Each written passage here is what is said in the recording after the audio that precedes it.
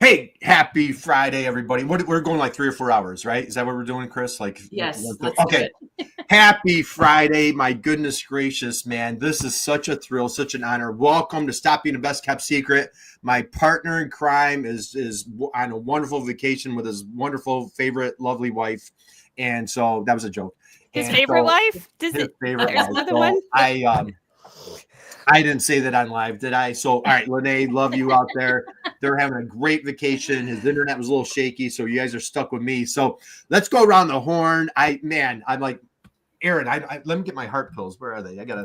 All right, we've got Kris Harrington, the co-founder, CEO of Gen Alpha Technologies. Kris, you're a repeat offender. Thank you for being here today. Appreciate you. Lots of love. We were just on stage together. We were. It was amazing. Actually, thank you for having us here because, this is a special moment for all of us. We've been here. We've been on your show.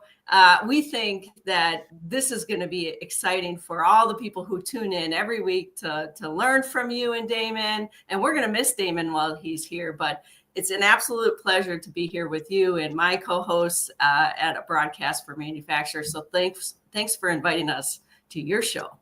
Oh my goodness gracious. Are you kidding me? This is such a privilege. Now, Kris, I do have to say it is much better being on stage with you in person, but this is the next best thing, man. We did. I know you're a woman of humility. We did crush it. Didn't we crush it on stage? we did. So, all right. We had a good time. All right. So, hey, then I got my dear friend, Lori Highby. Lori, repeat offender. You've been on multiple times. Sure Keystone Click, founder and extraordinaire CEO, founded and I have nothing prepared. 2008. I remember that, right? And that's right. Crushing it at Keystone Click. And then, hey, how about this wonderful human being right below me? Look at her. She just glows. She's also a repeat offender. We've got Erin Courtenay in the house, pod nerd. Erin, love it. How are you? Happy to be here, Curt. So happy to be here. And you know what's kind of funny?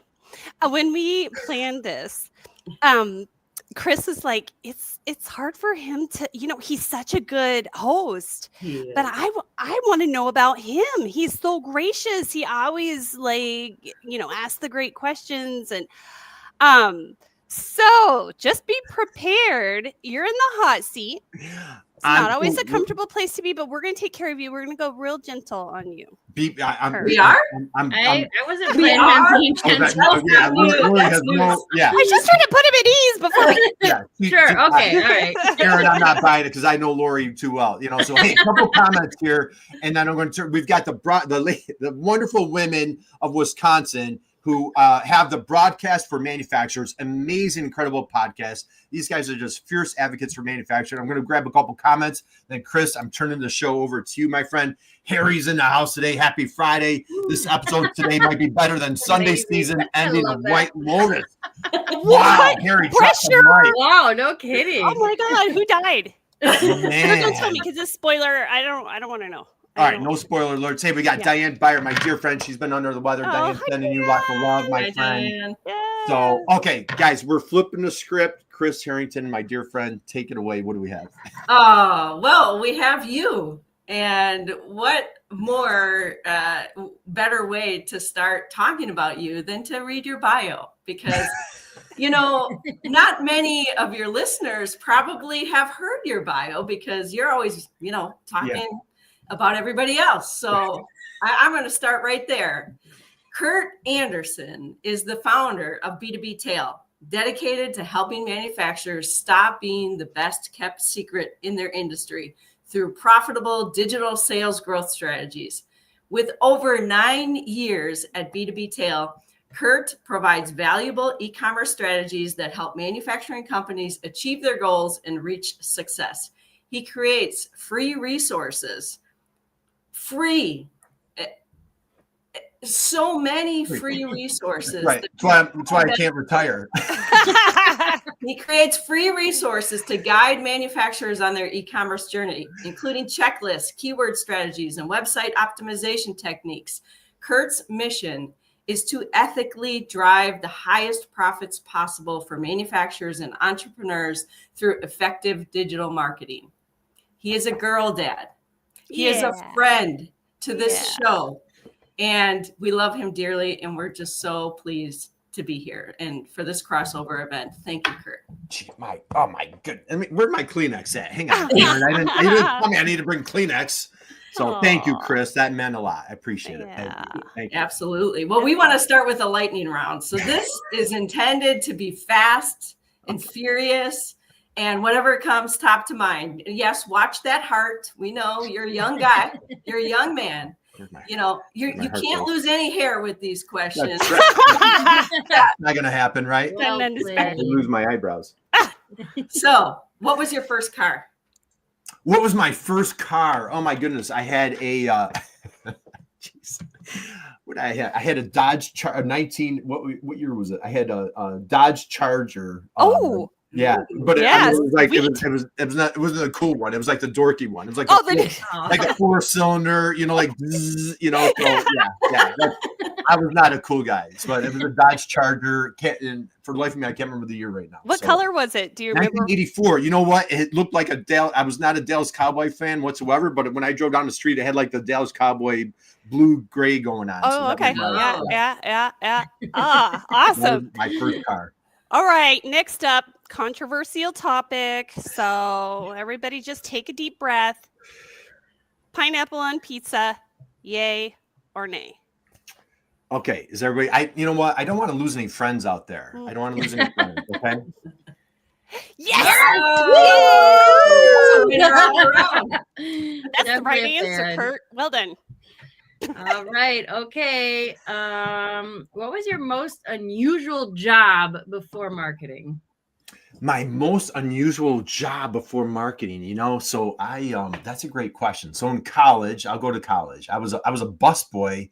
If anybody's from Ohio, I went to school in Ohio, in the state of Ohio, and there's a Max and Irma's chain. It's like kind of a mini Fridays thing. And I was a busboy. I think I made it for like 3 months. Wasn't and I was not fired. How about that? I was not fired, but I was a busboy and just worked my just trying to work my way through college. I recommend working a restaurant for any young person. Yes. It's a great way to get into the and road. being a busser, you're like the low. Oh, I'm like you're like the total. You're like yellow busser here. Yeah. So, good question. Yeah. All right. Next question. If you could master any non-business skill, what would it be? Instantly master. Instantly master any. You know what? If I could master good business or not business, right? You said not business. Non-business. Just what? That's a great question. I'm going to go to.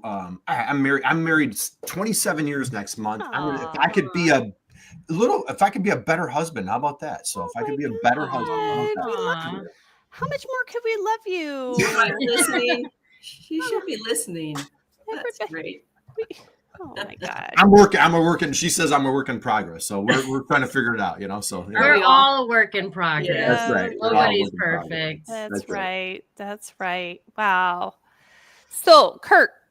Yes, Erin. Let's get a little bit of business here. What's your go-to productivity hack? Either for business, pleasure, whatever. What gets things done for you? What gets I'm a music guy, so that's a great question. I'm either yelling at Alexa to play something, or I got a little YouTube going on. So I'm a music guy. How's that? Do you have like a walk-on song that's just like a walk-up song? That's a great question.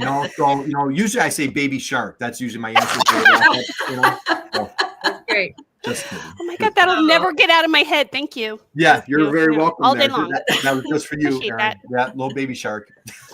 All right. Well, I have to ask the question that, you ask all your guests, and you don't have to ask this one so fast or answer this one so fast because I want to really hear the answer to this. But who was your hero when you were growing up, Mr. Curt Anderson? Hey, where'd that question come from? So, great question. So as Damon and I started almost 5 years ago. And Kris, we were hanging out with our dear friend, Jeff Long. Jeff was our first guest. And somewhere along the line, we came up with this question. And I love this question. I love the answers.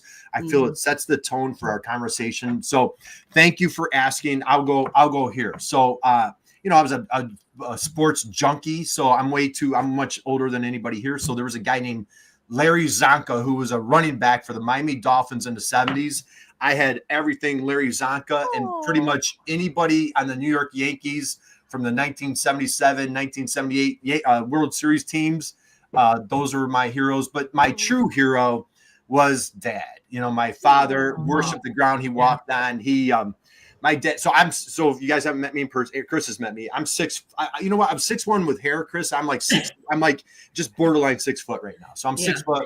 My dad is 6'5", full head of hair. He has like a year-round tan. Real. Get the mustache. He's got good looking dude. But man, when I was a kid, I worshiped the ground he walked on. And when he would work all day, and when he would come home at night, man, I'd be just sitting there waiting for him to play catch. We'd be in the side yard. And I would just be throwing as hard as I could. 9 years old, you realize you think you're throwing hard, right? Yeah. Every time he'd be like, man, I got to get a new glove. I got to put a sponge in my glove. Man, you're throwing so hard. Like he made me feel like I'm literally throwing 90-mile-an-hour fastballs. So then when it came game time, I'm just like, hit Dad's glove, hit Dad's glove, hit Dad's glove. And I really appreciate the confidence that he gave. And I was probably throwing like 20 miles an hour, but man, he made me feel like I was throwing 90. So I'll go to dear old Dad. How's that? That's wonderful. What is your dad's name, Curt? Dwayne. So I'm Curtis Dwayne Anderson. How's that? Oh, I love that. Something I want to share, just based on that story, is that you emulate your dad in the building the confidence. Every time I've had a conversation with you, you do a good job of reinforcing the good that I'm doing. And I know you've done that for Kris and Erin and everyone else you've talked to. So I love that story you shared with your dad, because I can see you, your dad in you based on what you shared. Well, thank you, Lori. I appreciate that. Hey, let's grab a couple comments right here. We got my dear friend Diane. She says, oh my goodness, love how you ladies are flipping the script. So much fun. And we got Admar here today. He says, I'm working on being a better father. Hey, right there with you, brother. Appreciate that. So guys, again, thank you for joining us. Drop us notes, any questions, any comments in the chat. I encourage you, I invite you, welcome you. Connect with my dear friend Lori. Connect with Kris Harrington. Connect with Erin on LinkedIn. And you'll thank me later. These guys are just amazing, wonderful human beings. So, all right, where are we at on questions? Who's next? Oh, you know what? We're going to move to some really fun, deeper questions. As much as we'd love to do these really fun, crazy lightning round questions, we're gonna talk business here now a little bit. All right, let's do it. I love, you say this all the time, and it's so true, and I believe it 100%. And many, many, many manufacturers struggle with being the best kept secret in their industry. And I know you've talked to so many of them, and you've been in the industry and sharing and educating on so many different levels. What's the one simple digital strategy that you've seen that's really created that major breakthrough or mega results for clients who've previously been basically non-existent online? Yeah, so Lori, as you asked that question, my first word is consistency. So I wouldn't say it's like, LinkedIn, hey, this LinkedIn worked for this person, but maybe YouTube videos work for this person, or SEO worked over here, eCommerce over here. I think it comes in, and maybe I'm being a little bit broad, but I think, hey, broad, did you see what I did there, Kris? Yeah. Broad. See what I did? Okay. So it's really, I think, consistency, and I'll say the second thing is I encourage folks, you feel compelled to do all the things. I even feel compelled to do all the things. Man, try to do like one or two things exceptionally and then build and grow from there. So I think consistency and find your jam, find I think, was it Seth Godin says I'm only doing my blog. And the reason I don't do anything social, because then that would distract from my blog. And so I think those are the two things, narrow and consistent. Yeah, the consistency. I love using the analogy of going to the gym.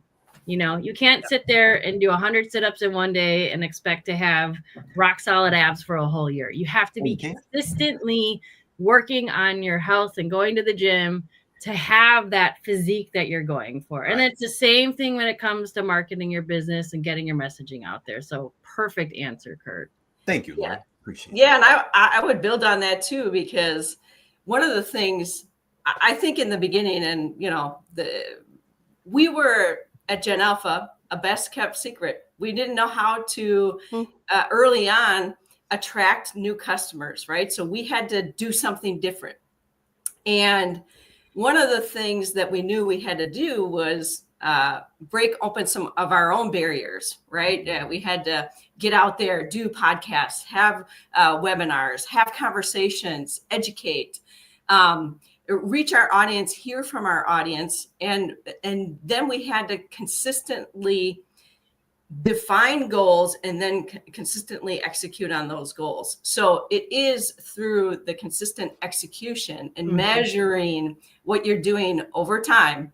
I'm going to do this many posts. We're going to do this blog. We're going to have this many podcasts or webinars we want to be a part of. And when you just keep doing it, that's when you start to build, the momentum and the base and everything else. And Curt, I know that you have done that with the show with Damon, and you with the Best Kept Secret, you just kept inching in different areas, but kept the message the same. And you tried different things. Within what you've tried, where would you say you've had the most success? Because, you can show up in several different places. I'm curious where you've had the most success. I'd say I love this, what we're doing right here. I just anybody that, and it's not for everybody, right? Like you gotta be like little, like for you guys doing the broadcast, like we, Erin, we gotta be a little goofy, a little crazy, put ourselves out there a little bit, be a little vulnerable, especially on a live show, because like there's no editing here, right? Like if there's an oops, like we can't, I'm so bullish on what we're doing right here, what you guys are doing with your podcast, because like Damon and I never want to be the smart guys in the room, and it's really not challenging for us to accomplish that, right? So we just love bringing on smart folks like you, and like how come we feel a little bit better, smarter. I'll tell you one thing, like it's almost like I almost feel guilty when we do this live show. We get off and I'm like, that was like a free counseling session. That was like a free consulting session. That was like if you guys saw the notes that I take when we're interviewing people and they're like, oh, this is awesome. Thank you I'm like, no, thank you for like teaching us. So I think this platform right here, live streaming, podcasting, we've bringing on clients, bringing on referral partners, just learning. This is a gift. And it's like an embarrassment amount of riches by doing this. When I say riches, I'm just like the reward, not necessarily financially, but the reward of doing this is just priceless. Love that. Yeah, and you've brought in like different MEPs, you've brought in authors, you've brought in, tell us about some of the different people that you've brought in, and where can people go if they want to go see some of the past episodes? Yeah, if you go, so right on our website, B2B Tell, I have every single episode. On our YouTube channel, we have every single episode. Kris, like you're all over the place on there. So on our YouTube, we pull YouTube shorts. And that's the other thing is like when you do a platform like this, so now we're on video. We get short clips. We take the long form. We put it on our website. We take the transcription. We put it on our website. We just did this. We had like, we took a bunch of topics around website design for manufacturers, right? Or like SEO for manufacturers. We had tons of episodes. We took a lot of those transcriptions and now like we've created guides based on like those platforms. So like, love that. We're repurposing the heck out of this. Like you do something once and you just, so back to, probably, we interviewed the Carrie Smith, the founder of Big Ass Fans. That was a thrill. Oh yeah, I was there for that. He sold his company, like took over a bankrupt business, and he tells a story. He walked into the company. It was like in a garage, and he built it into a $500 million company. Wow, brilliant advice, Love from that guy. We had the privilege of interviewing the founder of Reebok. And, and he was 80. He's at the time he was 85 years old, and like just. What a thrill it was to interview. So just, all the way to our clients, like you said, Kris, MEPs, everybody. I could go on and on, as you can tell. Love that. All right. So both you and Damon talk a lot about out teaching the competition. So, rather than relying on traditional advertising, you want to out teach the competition. So can you share an example of how this approach has helped one of your manufacturing clients establish themselves as the go-to expert? Yeah, that's a great question. Yeah, we shamelessly use that line. Anybody that will listen, right? How do you out-teach the competition? So, all right. So I have a client that does like these little goofy ground straps. Okay. Little ground straps. And it's like every electrical product on the planet, every device that we're looking at has to be grounded. Otherwise, we're going to get electrocuted. Right. And when they started their journey, it was just like, out-teach, blog post after blog post after blog post. All of a sudden, like they're coming up on first page rankings, over Amazon, over McMaster-Carr, over Granger. And so they were just relentlessly going over that. And then Kris, they came up with a configurator. And so that was a total game changer. And just all their information, all their social, everything went towards that out-teach the competition mindset, and just they've done a phenomenal job. So that would be one example I would give. Yeah. That's a great example. And I think out teaching the competition is also a very generous thing to do. You're really giving people what they need to know in order to make good decisions, which is very different than a more traditional like selling or marketing approach. This is why we're the best, So I think that is, and it fits your brand, out teaching the competition is just, it's so Curt. You're always teaching us things. Yes. You're all teaching us. Are we your competition? I don't know. I don't think so, right? We're not. No, okay. Well, Woo!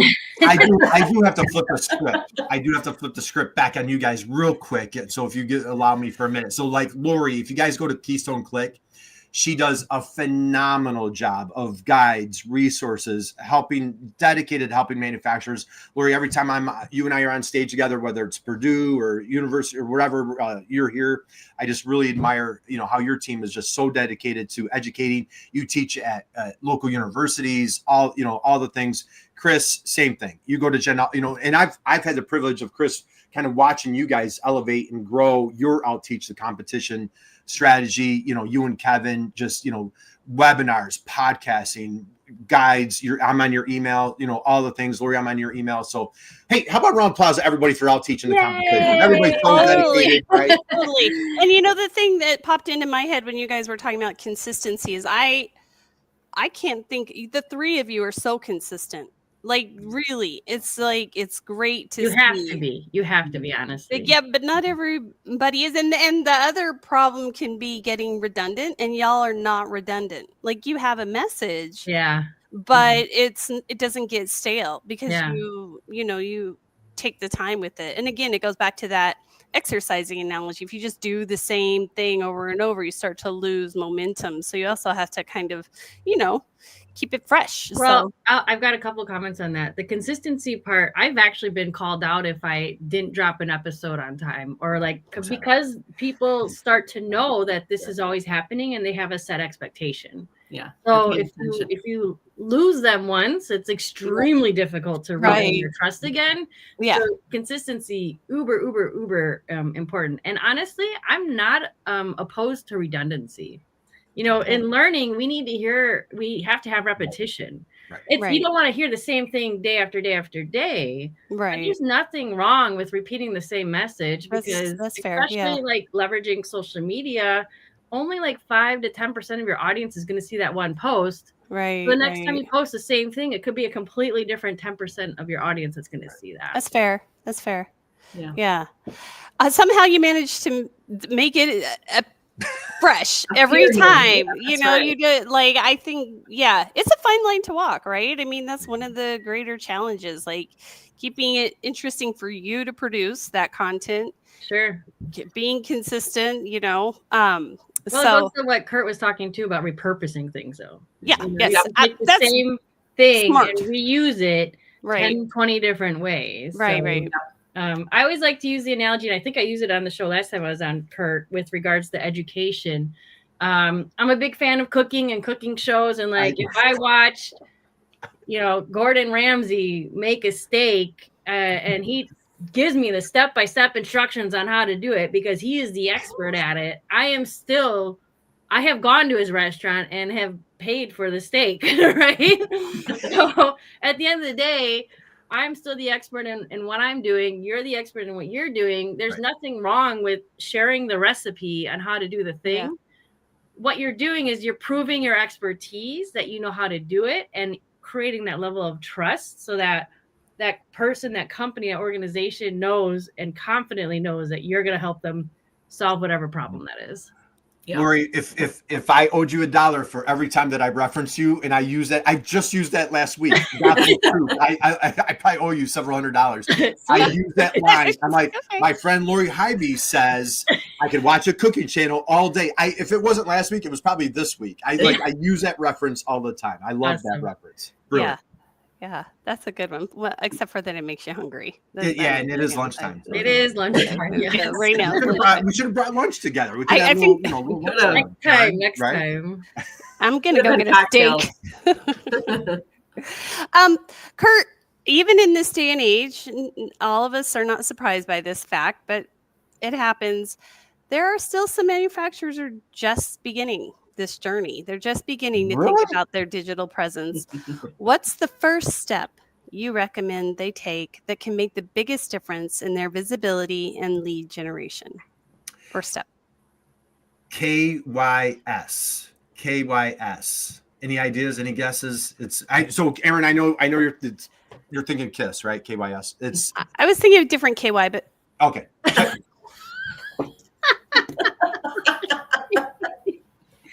There she goes. So there. Grab the hard pills, Curt. Yeah, I'll be right back. I got it.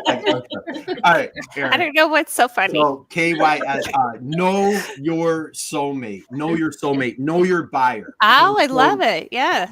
And the reason being is our manufacturers are the best, right? We all agree on that. And so they know how to make their this thing, their widget, like nobody else, right?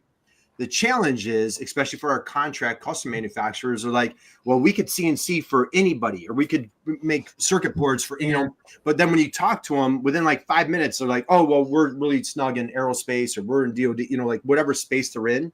And I think like they get a little bit spread out and it dilutes your advantages.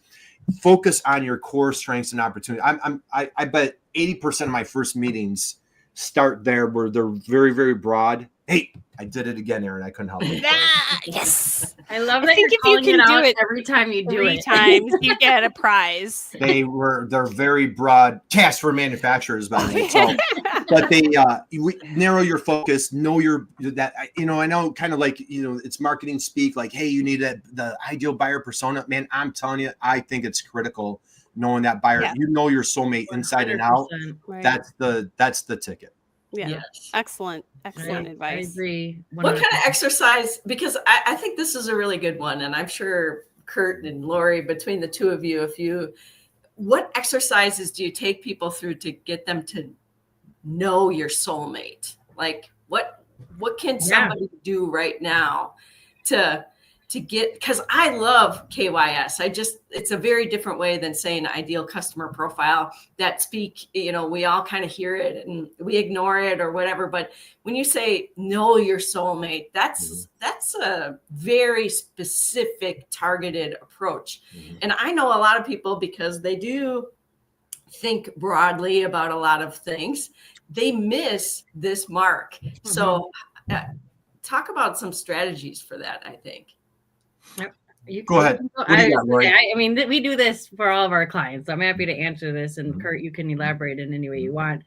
To the point of being broad, you said like, oh, we service aerospace. Well, that in itself is still broad. When we're talking about who is that ideal customer, we ask our clients, who is your favorite client and your most profitable client? Like, I think those are two, you enjoy working with them. That's important, but you're excited to be working with them, and it's a profitable venture for you.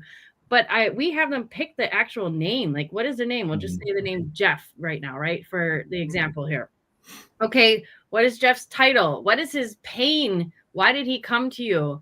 Who is he trying to please? Like, is it his boss? Is it his peers? Is it coworkers? Is it his family? What is his long-term goals?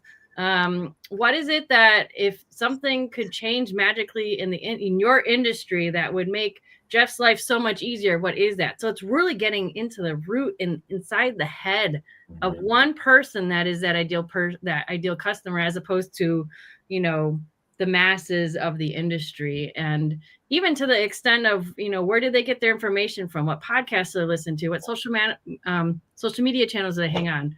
What newsletters are they subscribed to? What print publications do they get? I mean, it's wide and deep, but about one core individual and their role, basically. Yeah. Man, drop the mic, Lori Highby. That was awesome. So, you know, and here's you know what, Lori, I just had a total flashback. So I think it was 2022, which like COVID, that was like 20 years ago, right? So I had the privilege, we did a cohort together. Do you remember that with Wesleyan? And so I had a front row seat of watching Lori in action. I'm telling you, everybody out there, please connect with all three. Lori, you do a phenomenal job. And Damon and I still talk about like your little hub and spoke tool that you have.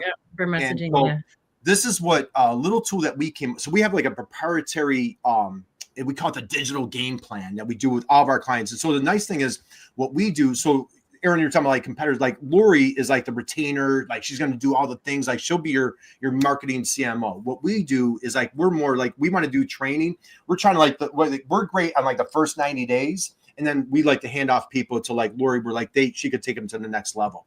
So we focus on training. We came up with this really cool exercise. And I came up with this when I was in my 20s, back in the 90s. And I call it rounding the bases. And we do it with every single one of our clients. And man, whether they have a good time or not, I'm not sure, but I have a blast. So we call it rounding the bases. And what we do is it's a spreadsheet. And what we do is we have the singles, doubles, triples, home runs. And so I'm like, all right, who are your singles? And they're like, what are you talking? I'm like, well, you know, like the customer that buys like once a year, once a quarter, you know, like maybe you have 50 singles. If they go away, not devastating, they come and go, but man, we love our singles, right? Then the doubles, well, they buy twice as much of the singles, but boy, those doubles are great. We spend more time with them. The triple, you know, like, man, you're rounding your head first and the third, like we love our triples. And then who's the home run?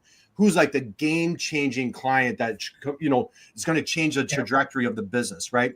We do this exercise, and I even have like I'll be like, hey, you guys baseball fan? Oh, I hate baseball. Next thing I know, like they're totally geeking out. Like, well, this client is our triple. Well, that's totally a double. I'll get text messages. Hey, Curt, a double just reached out to me. Hey, I just closed a triple. So like, it's a simplistic awesome. language. I love that. Yeah. It's a simplistic language. So now they're fired up, but they can understand like bucketing their clients on a very simple baseball. Being a baseball junkie, I got to do that, you know. So anyway, So Kris, that's my answer. So I love how Lori's saying like understand that one buyer, but I even suggest like put them in buckets, you know, and who are we going after? So then when we create those buyer personas, here's a single. This is what the single looks like. This is where they work. This is what they listen to. Here's the double. Here's the triple. Here's the home run. I love that. Yeah. And then what you build goals around the different ones? Do you market to the, I would imagine you're marketing to the triples differently than you're marketing to the singles, and you have the specific goals around how much resource time you're putting towards those certain ones. And do you categorize them in your CRM system? I imagine you take it, you know, you're building out from there, right? It explodes from there. Great. So a lot, you know, again, like we work with clients, like you said, like that raw manufacturer. So we work with, they're pretty raw. And I say the pond that we swim in, probably a majority of them don't have a CRM. Okay. So this is almost like, you know, again, it's a little spreadsheet, but like, this is almost like a baby step for them to like start thinking about the CRM. Mm-hmm. So if they're selling direct to consumer, like the singles and doubles are going to be like direct to consumer, the triples and home runs are like the B2B space, you know, like, you know, major retailers, major, you know, a boutique or this type of thing. Right. Yeah. So in the direct to consumer space, that's what that's going to look like. In the B2B space, it's going to be like, you know, the person needs a little bit, but then like Boeing or Lockheed Martin, like the big, you know, big folks, those are going to be the home runs. Right. Yeah. Oh, I think this is a huge takeaway for people, the bases, and everybody's going to have a new language to talk about. And since it's baseball season, what perfect timing. Go Brewers, right? Go everybody Brewers fan on stage here. Oh, for sure. Hello. Yeah. All right. Yeah. Yep, Awesome. yep, Hey, yep. we got 2 comments out here. Hey, Harry, thank you. I like to say, Curt, your sole responsibility is your sole responsibility. Great comment. Oh, that's We've great. got Jackie here from Ireland. Jackie, happy Hey. Friday to you. Jackie. Man, she's at what? Like she's dinner time. So we're at lunchtime. She's at dinner time. Jackie, thank you for joining us. Again, I've got Erin Courtenay here. I've got Kris Harrington, Lori Highby. Damon is away. So all right, what's next? This is And we, for our listeners who are going to be hearing this, we've got Curt Anderson here. All right. So I think this is where we move into our next part of our podcast, which is we all complete the sentence. I just learned that. So Lori. Ooh, okay. What'd you just learn? Yeah. This is a fun one. I just learned it yesterday, and it's AI related, which I know you all know I geek out on. So I use AI quite a bit to, like, I'll upload a CSV file to have it analyze some data. And it wasn't reading the file well, but it responded saying, if you upload a screenshot, I can still analyze the data. And I was like, what? No way. So I took a screenshot and I uploaded that. There's a term for that. I just learned it too. And it's escaping me at the moment. Computer vision. Oh yeah. computer vision. Computer vision. That's great. Yeah. So you took a screenshot, you popped it in, and it analyzed. And it analyzed Analyze the data from the screenshot, which just blew my mind. I love it. So that was ChatGPT. Erin, what did you just learn? Is my mic on? Yeah. I've been reading. Now I'm on like the 3rd book. Oliver Sacks. Are you familiar with him? He is a neurologist, and he is the one that was behind, the movie Awakening, where the patients would like catch the ball. I think Robert De Niro was in it, and Robin Williams. It's an old film, dating myself. That. Yep. But it's a true story. And he's just an amazing human. And one of the things that he has discovered, and you may have heard this somewhere else, but was that no matter how much cognitive deterioration a person might have, whether it's from old age or, brain damage, what have you, music will still permeate into their ability to comprehend. So music is just it's a lifetime ability to appreciate and find pleasure in music. I thought that was really cool. Cool. That is cool. Yeah, that is neat. Yeah. Kris? Yeah. I just learned there are going to be 44 WNBA games this year. Up from 40, and they just keep growing because women's basketball is taking off. And I'm getting pretty excited because the WNBA season is about to start.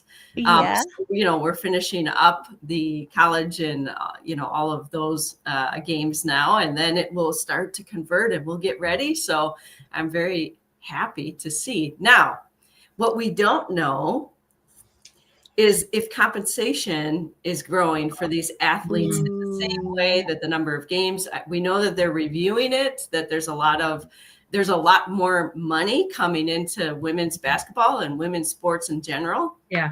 But the proof will be when it gets to the athletes and those of us that are entertaining us in the sport. So, and I think this is really critical, right? Because what happens in that world starts to carry over into other aspects of the worlds that we care about in industry and in business, and all the other fun places where we know there's still that gap and we need to close it. So women's sports is having that moment, and I just love that. So thought I would share that. Love that. Awesome. We're seeing a big increase in like semi-pro here in Madison. I don't know if you guys are having that in Milwaukee as well, but we now have semi-pro softball. We have a volleyball team coming online. Oh, wow. I think there's one more. Yeah. Wow. And it's generating a lot of interest from the community. That's So awesome. We should catch a game together. That would be really it would be a blast. Yes. Yeah. The semi-pro. Let's do it. I think we need women's hockey. We need pro women's hockey, don't we? Well, there's third national women's hockey league now. Yeah. I want to see a game. That is on my bucket list. That's The on your Badger, bucket. the women Badgers are number one. Yeah. Are they number one In hockey? in hockey? Yep. So, all right, Kris, who are you rooting for in the women's Final Four? I'm going for UConn. I know they've won it many times, but I do like Paige Beckers, and I want her to be really successful. She came back from injury, and that's a difficult career when you're that young. I think the maturity that some of these athletes demonstrate, and she's just one of them that I've clung to. And usually I will pick an underdog. I don't think UConn's an underdog, but I just really want her to have her title before she moves on. So that's who I'm rooting for. Yeah, that's very well said. We were just at UConn on Sunday, and what a magical place that is. So they're the basketball capital of the world, and all the championships with the guys and the women. So yeah, I agree with you. Rooting for Paige and the whole team. A lot of excitement there. So yeah. All right, Curt, what did you just learn? What did I just learn? I just I learned I didn't think it was possible. I learned how more amazing the three of you are prior to the show going live. But, hey, Harry's let's grab a comment from Harry. When you're in a sales slump, bunt for a base hit and sell a small count to get your momentum back. I like it. Guys, follow Harry, man. This guy, best lines, absolute love. Let's see. What we got here? Greetings from Ethiopia. So, hey, Tamiro, welcome. Drop a note. Let us know you're out there. I just read a book, Unreasonable Hospitality. Has anybody read that book, Unreasonable Hospitality? No. I strongly encourage you guys to consider it. It was a New York Times bestseller. Gentleman that founded it, he worked for it was a restaurant in Manhattan, and it was a 3-star, and he took it to be the #1 restaurant in the world. And it's just a fascinating story. It's a great read. Kris, as a matter of fact, when we were together in Austin, somebody on Joe's team, Sultana, she recommended it to me, and I read it, and it was just a captivating, just the sheer relentless, unapologetic drive to elevate this company of just unreasonable hospitality. And it wasn't just about the food. It was about the experience that they wanted to give their customers, and it was just really inspiring. It was a great Lori, book. that sounds like a book for you. Yeah, I just wrote it down, actually. Yeah, so. I'm putting it on my list, too. Yep. Yeah. When we were at the show together, Greg Michio, who's a friend of all of ours, too, another Wisconsin gentleman that we all know, he recommended to me Neuroselling, and I finished the book, and it's excellent. Excellent. Excellent. That's so, my that to-read list is way too long right now. Yeah, yeah, but the ones that come from close friends, Oh yeah, for sure. Always yeah, always vetted. Better. Yeah. Well, Curt, you're just amazing. It's always special to be in your presence. I wish we had the hugs in person like we had when we were at IMS a month ago. But this has been great having you on our show and us taking over your show. That's right. So for our listeners who maybe don't know all that's Curt yet, tell them about all the places where they can connect with you, and not just you and Damon. If there's anything specific you want to share with our audience on how they can connect. Yeah, awesome. So Damon Pistulka is our co-host with the most, and so he is everywhere on LinkedIn. He's almost impossible not to find, and so connect with Damon. I'd be honored to connect with anybody and everybody out there on LinkedIn. You can go to b2btel.com, and we're all over YouTube and I don't know, some other social media platforms, but mainly LinkedIn and mainly just go to our website. We'll connect with you there. So, That's right. But anyway, and how about, you know what? And since you're on our show, Erin, best place to find you? LinkedIn. 100%. Yes. LinkedIn and genalpha.com. Please reach out. Lori, Keystone Click, where would we find you? LinkedIn is, I post daily on LinkedIn and keystoneclick.com. Awesome. So, hey, and let's see. Harry's got one more comment here before we close out. There are some people who, through their energy, empathy, and inspiration, you can immediately tell are good humans, mentors, and love serving others. Kurt's, hey, geez, Harry.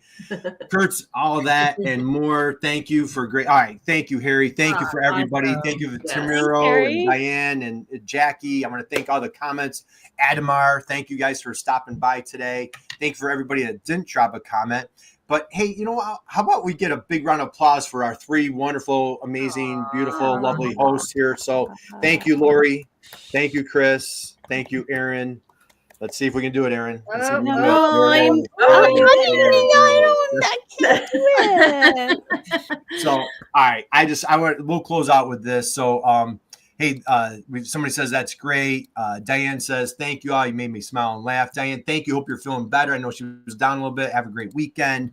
And so let's close out with this. So I always love, first off, thank you all dearly. I can't express how much each of you, it's amazing, like the friendships that came out of COVID, right? Yes. And so, Erin, you're just amazing. Lori, we've done all sorts of things together. Kris, we've been together in person multiple times now.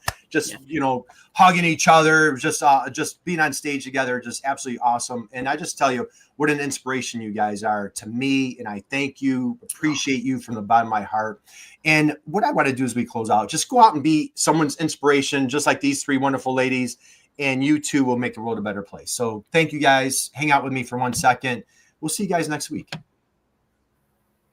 Bye. Bye.